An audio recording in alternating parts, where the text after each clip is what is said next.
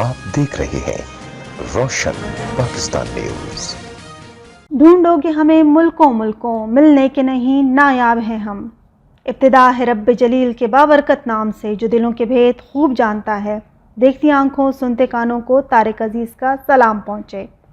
पाकिस्तान जिंदाबाद।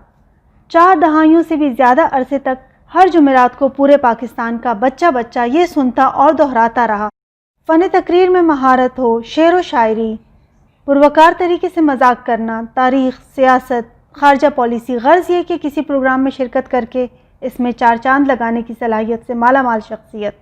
वो अपनी ज़ात में एक जहान थे। ऐसी शख्सियात के लिए सदियां मुंतज़र रहती हैं।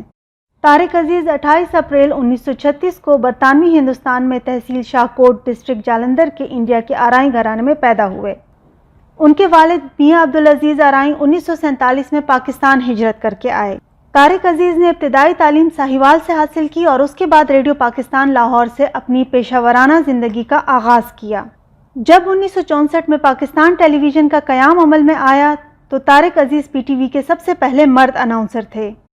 ताहम 1975 में शुरू किए जाने वाले उनके स्टेज शो नीलाम घर ने उनको शोहरत की बुलंदियों पर पहुंचा दिया।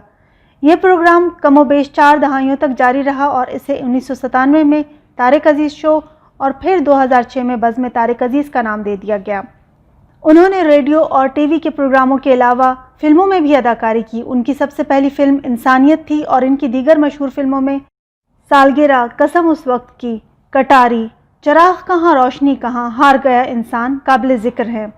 इन्हें इनकी फ़नी खिदमात पर बहुत से अवार्ड मिल चुके हैं और हुकूमत पाकिस्तान की तरफ से 1992 में हुस्न कारकर्दगी के तमग़े से भी नवाजा गया। तारिक अजीज़ ने सियासत में भी हिस्सा लिया और 1997 में कौमी असम्बली के रुकन मुंतखब हुए।